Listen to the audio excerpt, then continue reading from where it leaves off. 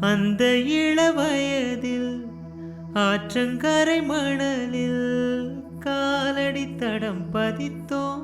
யாரழித்தார்?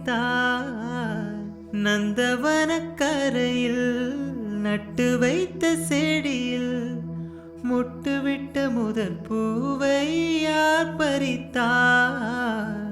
காதலர் தீண்டாத பூக்களில் தேனில்லை. இடைவெளி தாண்டாதே என் வசம் நான் இல்லை. தொட தொட மலர்ந்ததென்ன பூவே, தொட்டவனை மறந்ததென்ன?